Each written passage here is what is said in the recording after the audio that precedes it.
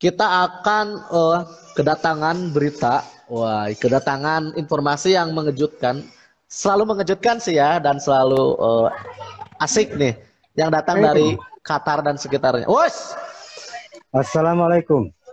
Hola, Waalaikumsalam hola. warahmatullahi wabarakatuh. Hola, hola, Om Babus. Wih, suaranya halus pisan Om Babus.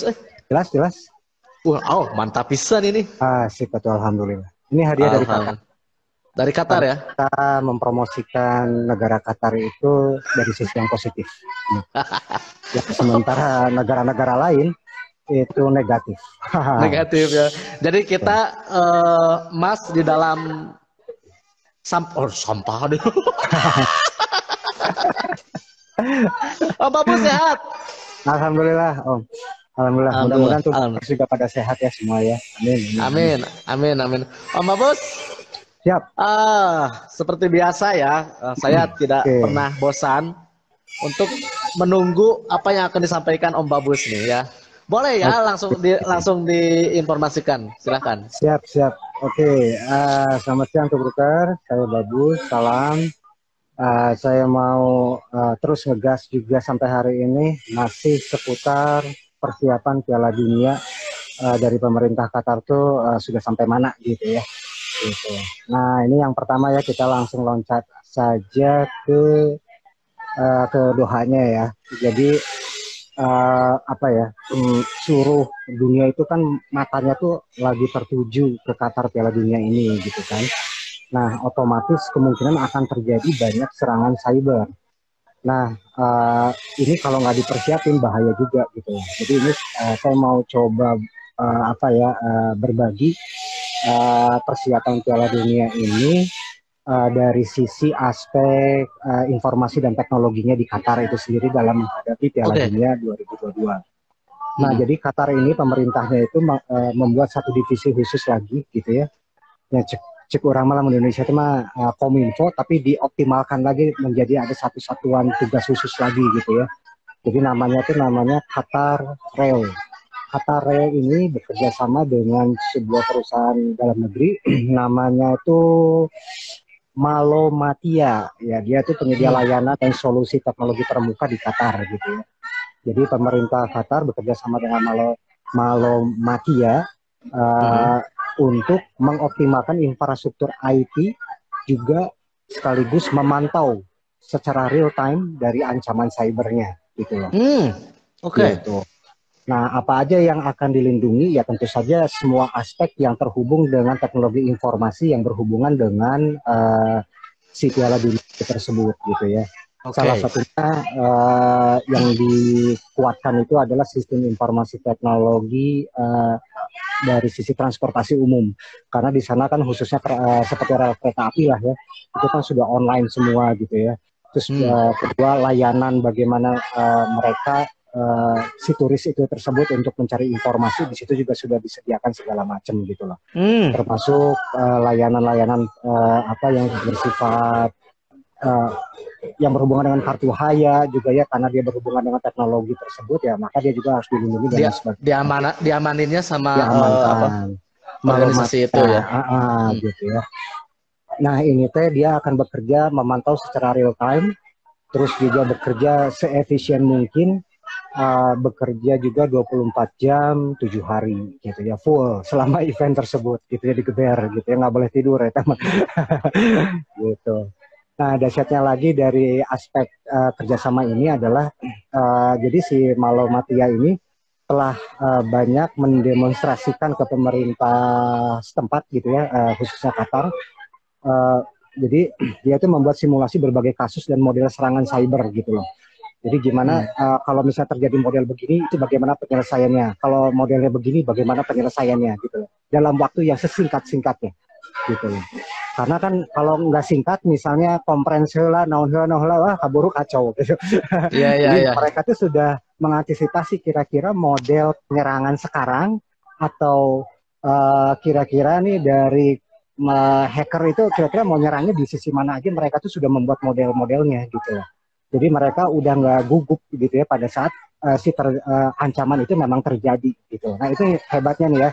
Jadi tidak hanya sekedar infrastruktur yang dipenuhi, tapi juga kesiapan mereka, itu yang saya salut gitu ya sama pemerintah sana. mengantisipasi serangan cyber ini gitu loh. Nah ini bagusnya tuh Brokers, luar biasa juga ya. Benar. Gitu. Nah operasi ini pokoknya dibantu teknologinya ya, canggih lah istilahnya gitu ya. Insya Allah jadi mereka dengan adanya kerjasama ini memastikan agar seluruhnya aman dan nyaman bagi seluruh stakeholder Piala Dunia ini. Gitu itu bro kan. Keren, keren, keren. Jadi sudah kabacanya, nus kabaca. Oke, lamun cyber teh, lamun penjahat teh bakal asupna di mana hungkul dan antisipasinya sudah disiapin ya. Mantap. Nah itu yang dahsyatnya tuh gitu bagi saya pribadi. Kok kepikir oge gitunya, ampun gitu ya. Jadi tidak melihat sebuah kasus-kasus yang lalu gitu, tapi dia juga memprediksi kasus-kasus baru, mereka nyerangnya gimana nih gitu loh, dengan metode apa nih gitu. Nah ini mereka udah persiapin juga. Dia itu Mang Dede tuh bro guys. Keren, keren, keren, keren, keren. Waduh. Apalagi nih, apalagi? Oke, selanjutnya kita loncat ya. Kita ke Jerman nih. Saya bacain aja ya. Jadi Jerman itu Asosiasi Sepak Bola Negara Jerman atau di FD itu telah menyepakati ya bonus turnamen untuk para pemain timnasnya yang main di sana. Jadi pemain Jerman itu masing-masing akan mendapatkan 400.000 euro. Kalau dikonversi ke dolar 390.000 US dollar. Saya coba konversi lagi ke rupiah. Karena tergelitik kayak gitu saya berhasil membeli kerupuk gitu ya, yang kopi gajah. Aduh ternyata 6,2 miliar lebih untuk masing-masing para pemainnya gitu. Jadi lumayan lah buat jalan-jalan vacation ke Indonesia ya. Cukup lah Indonesia. Untung nggak Qatar dulu ya tuh. Keliling kabeh di Indonesia ya.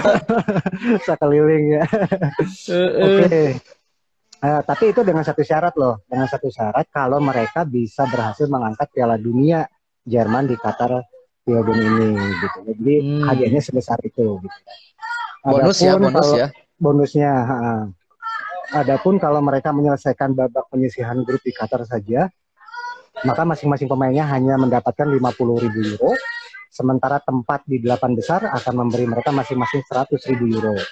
Tempat semifinal, kalau mereka berada di tempat semifinal, masing-masing bernilai 150.000 euro.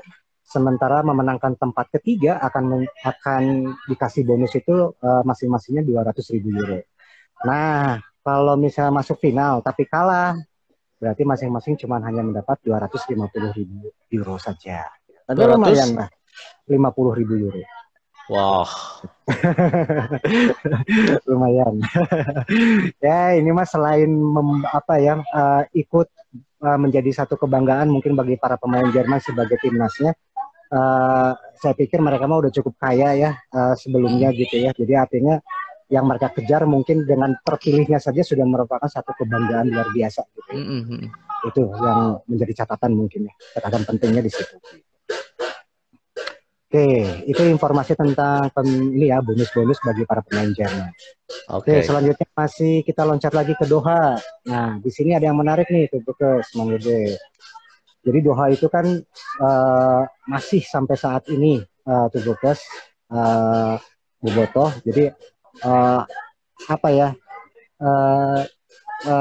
ketidaksukaan tuan Qatar sebagai tuan rumah Piala Dunia 2022 ini masih ada sampai hari ini. Gitu. Nah, mereka lagi-lagi masih terus saja ribut-ributin masalah hak asasi manusia, terus kesejahteraan imigran yang membangun infrastruktur Piala Dunia, termasuk hak-hak perempuan lainnya, termasuk LGBT gitu kan. Terus itu masih dihembus-hembuskan. Nah, salah satunya ini yang bagus juga menurut saya kenapa pengen berbagi dengan Tubukas. Jadi pemerintah Qatar itu melalui Komisi Hak Asasi Manusianya gitu ya, itu mereka dikasih kantor di bandara utama internasionalnya di Hamad ya. Itu mereka dikasih kantor tentang satu corner lah atau sudut kantor tentang hak asasi manusia di Qatar. Mereka nanti tugasnya mensosialisasikan proses-proses berjalannya hak asasi manusia di Qatar gitu ya. Terus juga mereka juga mengedukasi para turis yang membutuhkan informasi itu, dan yang lebih penting adalah mereka menjadi posko lah kurang lebih mah gitunya, istilahnya menjadi posko pengaduan bagi para turis yang merasa hak asasi manusianya dilanggar pada saat di Piala Dunia khususnya gitu loh. Nah ini jadi mereka tuh pengen ngasih tahu nih, gua teh udah berjalan tuh udah sesuai dengan hak asasi manusia loh gitu. Nah ini yang luar biasanya gitu ya. Nah ini mudah-mudahan kita juga berharap nanti mungkin kalau nggak salah kan insya Allah kita menjadi tempat Piala Dunia U20 ya di Betul, Indonesia. 2023 ya benar. Nah gitu kan di Bandung lagi kan ya. Nah ini mudah-mudahan pemerintah Bandung tuh udah berpartisipasi atau meramaikan hal-hal tersebut atau mengantisipasi gitu ya sesuai dengan apa yang terjadi di Qatar. Kenapa tidak gitu ya? Karena ini saya pribadi mah gitunya Mang Dede gembar-gembornya teh minim pisan gitu ya. Jadi nggak hiruk pikuk gitu. Saya nggak tahu kenapa, apakah nggak ada dana atau kayak gimana, tapi asati isen gitunya gitu loh. Nah ini yang sangat disayangkan gitu ya. Salah satu venue yang bakal dipakai untuk Pildun aja banyak yang nggak tahu.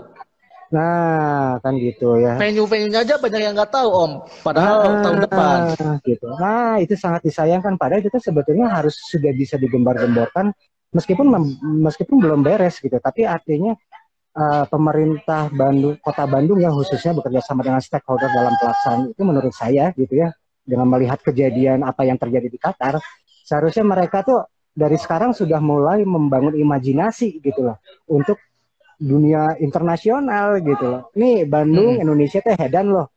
Insya Allah akan lebih siap, lebih keren daripada Piala Dunia U20 sebelumnya. Nah itu teh nggak ada gitu loh. Cekiran teh nanya gitu. Kumaha tah Mang Dede? Aduh saya aja. Ya, disayangkan maksudnya padahal kan event walaupun U20 kan tetap event internasional coy. Internasional gitu. Yang bisa kita kemas dan bisa menguntungkan dari sisi ekonomi mungkin akan menjadi pemasukan yang besar untuk Kota Bandung dan Jawa Barat gitu. Ayo gitu. Nah, ini tapi asati isen ya. Aduh jadi mata sok greget gitu. Gitu. Jadi berita teh naon deui nya sambo deui naon deui gitu kan. Ngeri. Oke ya, ini mudah-mudahan menjadi diskusi publik nih khususnya bagi Bobotoh karena ini satu kehormatan. Ada event internasional, ada di Bandung. Ayo sok atuh ieu kumaha gitu. Ayo. Bener, Om. Kita mulai dari media kita aja dulu gitu ya. Kita edanin bener. Gitu. Amin. Kita mah dari kemarin ngebahas nyenggol-nyenggol tentang Pildun ya, tapi wae gimana. Nah, itu gitunya aduh ampun Gusti gitu. Coba nanti Bobotoh juga atau Tubrukers Kopi Gajah minta komennya ya. Barangkali ada gagasan apa di komen nanti ya. Baik di YouTube maupun di Instagram setelah live. Kita tunggu nih komennya seperti apa. Okay. Betul. Waduh. Siap. Oke, selanjutnya apa nih? Tadi kita ngomongin ke Doha, ngomongin tentang masalah hak asasi manusia ya. Selanjutnya nih ada kabar baik juga. Jadi para Tubrukers Bobotoh yang mau datang ke sana nanti ke Doha untuk lihat Pildun itu jangan lupa datang ke Museum Olahraga dan Olimpiade di Qatar di Doha. Di sana akan ada kejutan. Apa kejutannya? Jadi baju Diego Maradona waktu ia mencetak gurunya yang terkenal sebagai tangan Tuhan, waktu dia sama Inggris ya. Dulu itu tahun 86 gitu kalau nggak salah. Itu akan dipamerkan si baju kostum jersinya teh gitu loh. Wow. Gitu. Itu kan sebetulnya sudah milik bukan keluarga warisnya Maradona ya karena sudah dilelang. Jadi Museum Olahraga dan Olimpiade di Doha ini pinjem ke yang punya pemenang lelang baju tersebut untuk dipamerkan di museum tersebut gitu. Jadi Tubrukers yang mau datang ke sana jangan lupa lihat ke sana, bajunya akan dipamerkan.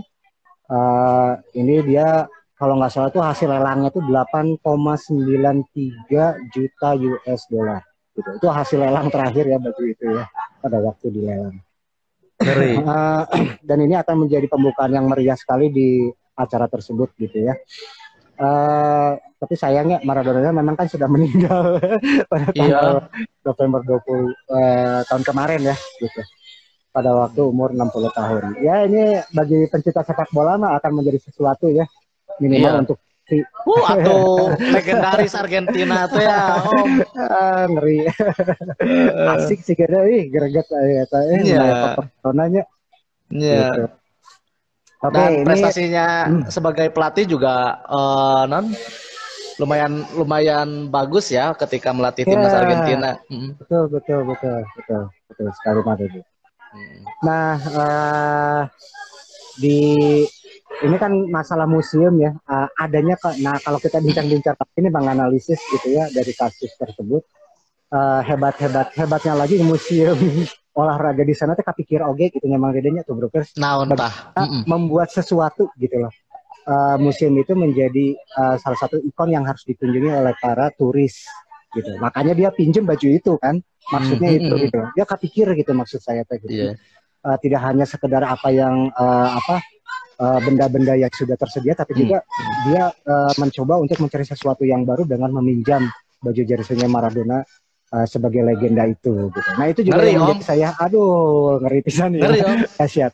Setiap sudut Oke, eh non Qatarnya khususnya Doha meren nah itu dijadikan non setiap sudutnya bernilai gitu loh. iya Ngeri, itu ngeri. bener teh kabayang ya, jadi paham kan, Nah, jadi ya, artinya teh semua stakeholder di sana tuh berlomba-lomba gitu loh Mang Dede tuh terus untuk mencoba ini gue canggih, gue bisa, gue hebat, gue unik, gue banyak kejutannya, nah itu gitu loh. Sedangkan Bandung gimana ya, tet tet tet tet tet tet tet. Tet tet tet tet tet sedih tet. saya bener, aduh ini Sedih mah ya. Bandung luar biasa. Mm-mm. Oke selanjutnya lagi nih yang lebih gilanya lagi. Tadi Was. kan museum olahraga ya yang dimiliki sama pemerintah Qatar. Nah sekarang Hyundai mobil ya, Hyundai mobil itu dia berikut ingin dia berpartisipasi untuk ikut meramaikan Piala Dunia dengan cara membuat sebuah museum juga di sana tuh. Jadi dia bekerja sama dengan FIFA untuk membuat museum FIFA di Qatar gitu. Wow. Jadi edon pisannya swasta juga pengen membangun monumennya di sana gitu loh. Nah ini yang juga luar biasa ya. Jadi sebuah pabrik otomotif dia juga pengen ikut berpartisipasi untuk pesta dunia itu gitu. Nah Oh. dan ya itu dinamai FIFA Fun Festival di Doha ya tempatnya ya dengan tagline Goal of Century untuk menginspirasi dunia supaya kita itu bersatu di bawah tengah supaya Hmm. kita itu bersatu dan berkelanjutan gitu. Nah ini dipersembahkan musim ini oleh Hyundai dapat dikunjungi oleh siapa saja selama jam buka regulernya di sana. Terus dibuka mulai tanggal 19 November gitu hingga 18 Desember 22. Dan lagi-lagi gratis. Jadi Gratis. mangga gratis Oh, dewa ya. juara.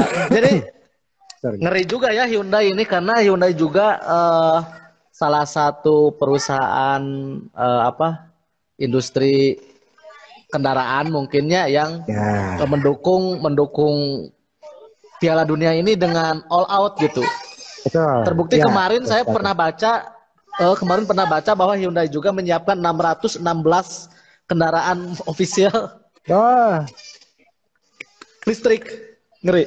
untuk di sana. Untuk di sana, Om. Oh, kan. Iya, Jadi 10 ada 10 bus listrik Hyundai yang telah disiapkan oleh Hyundai oke. Motor Company ini. Iya, luar biasa gitu ya. Jadi pihak swasta juga betul-betul dia pengen kejar itu momennya gitu ya, makanya gitu ya. Oke, itu Oke. satu lagi kejutan ya bagi kita semua gitu ya di Piala Dunia Pildun sekarang gitu ya. Waduh, seru. Selain itu juga isinya nanti di museum ini pengunjung akan disuguhkan objek cerita asli para kiprah pemain di Pildun sejak tahun 1930. Terus Hmm. pameran ini juga akan menampilkan objek dan cerita dalam bentuk multimedia yang canggih gitu ya. Jadi diharapkan pameran unik ini akan mengundang penggemar di seluruh dunia dan akan terhubung satu dengan lainnya untuk menjelajahi seluruh momen ikonik yang ada di dalam museum tersebut. Gitu. Oh, Ngeri. luar biasa nih. Aduh, ngeri ya. Nanti ya kita bahas lebih lanjut ya. Untuk Siap, Om, siap. masalah kesiapan Piala Dunia nih, para wisatanya kita harus genjot gitu. Siap, Om. Oke. Sebelum berangkat lah kita ke sana. Sebelum berangkatnya, siap. Amin. Oke, selanjutnya nih kita menganalisa dari sisi analisa ya yang dilakukan oleh Oxford Business Group gitu ya. Jadi dia itu sebuah lembaga, saya nggak tahu ini di bawah lembaga mana ya. Cuman dia itu menganalisa dan meriset gitu ya. Jadi bahwa Piala Dunia di Qatar ini penuh kejutan, banyak keunikan di seluruh aspeknya gitu ya. Apalagi yang lebih dahsyatnya mereka akan dari setelah Piala Dunia ini di Qatar itu akan banyak penerima dampak manfaatnya dari pasca event tersebut gitu loh. Salah satunya kan kemarin kita pernah bahas ya di episode sebelumnya, kayak ngasih tempat sebagian besar 750.000 tempat duduk kalau nggak salah ya kemarin tuh akan dibagikan ke negara-negara berkembang ya gitu kan ya, untuk di stadionnya gitu. Nah ini juga riset-riset tersebut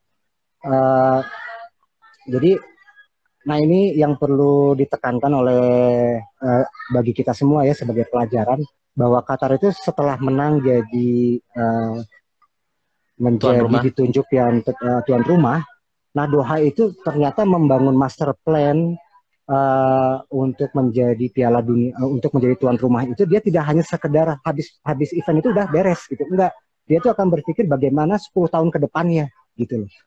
Pasca Piala Dunia ini. Gitu. Jadi dia sudah berpikir sampai 2030 tuh dia harus bisa berpikir bagaimana nih gitu. Karena kan banyak infrastruktur yang canggih gitu ya segala macam. Itu sayang kalau tidak dimanfaatkan atau tidak dioptimalkan gitu loh. Nah, dia maka membuat master plan itu sangat sampai 2030. Nah, ini salah satu yang mereka pikirkan nih para Tubrukers. Kalau kemarin hari tahun ini aja mereka tuh berpikir bagaimana 1,5 juta orang tuh datang ke Qatar kan untuk Piala Dunia. Nah, tapi sebetulnya master plan besar ya mereka tuh akan berpikir bagaimana nanti di tahun 2030 dengan adanya berbagai infrastruktur canggih ini dan bagus dan ramah lingkungan ini di Qatar bisa mencapai per tahunnya itu datang orang sekitar 6 juta orang datang ke Qatar gitu loh. Jadi lebih gila lagi kelipatan jumlah turis yang akan diharapkan di tahun-tahun mendatangnya gitu loh untuk menikmati negara Qatar. Dan itu bukan hanya sekedar harapan aja mungkin ya, sudah dipersiapkan bagaimana metode atau caranya. Mang Dede. Jadi gila ya. Dan ini tuh belum pernah dilakukan Mang Dede tuh Brukers oleh pemerintah yang mengadakan Piala Dunia sebelumnya. Oke. Belum, mereka berpikir canggih, udah aja nyampe. Tapi kalau Qatar dia berpikirnya udah jauh lebih loncat gitu. Makanya mungkin ini ya yang menjadi antusias khususnya dari lembaga-lembaga internasional untuk ataupun pemerintah gitu ya, pemerintah internasional untuk meyakinkan bahwa Qatar tuh nggak mikir pendek tapi juga jauh banget gitu. Dari itu. Luar biasa sekali Om Babus. Qatar kan luar biasa. Ya, maksudnya bagaimana dia menyiapkan seluruh jadi perencanaan dan atau kumahanya otakna yang perencanaan master plan yang begitu panjang dan begitu rumit sampai ke hal teknis. Coba. Iya, betul sekali. Kagum ya. Gitu. Kagum, asli ini mah asli. Ya, itulah. Aku terenyuh hatiku. Ya, itu saja mungkin Mang Dede Tubrukers yang baru bisa kita gas ya informasi sekarang. Mudah-mudahan bisa menjadi penyegar Tubrukers di weekend sekarang. Amin. Hatur nuhun Om Babus. Siap. Oke. Sehat selalu ya. Sip. Oke. Waalaikumsalam. Oke, luar biasa tadi penyampaian Om Babus ya. Nah ini selalu lagi-lagi selalu informasi yang disampaikan Om Babus ini tidak pernah membuat kita bosan dan selalu ingin mendengarkan ya, karena informasinya selalu segar dan memang pengemasan informasinya enak gitu. Oke, terima kasih buat Tubrukers ya, itu saja informasi yang bisa kami sampaikan. Jangan lupa setelah live ini ada silakan komentar ya, apa komentar jawab pertanyaan. Tadi tuh pertanyaannya adalah siapa? Saya sebutkan 3 nama pemain Persib dari Garut. Siapkan 3 nama pemain Persib dari Garut. Dari Garut ya. 3 dari beberapa orang tuh kan. Ada beberapa orang dari Garut. 3 saja ya. Silakan. Tapi jawabannya di komentar di postingan setelah live ini. Jadi live ini akan diposting ulang di beranda di feed ya. Kemudian teman-teman silakan komen di situ ya atau jawab di situ. Oke? Terima kasih sudah bergabung semuanya. Mudah-mudahan sehat selalu ya. Itulah berita hari ini yang bisa kami sampaikan. Sampai bertemu lagi di hari Senin di jam yang sama. Saya Dede Ahmad undur diri. Salam Tubrukers.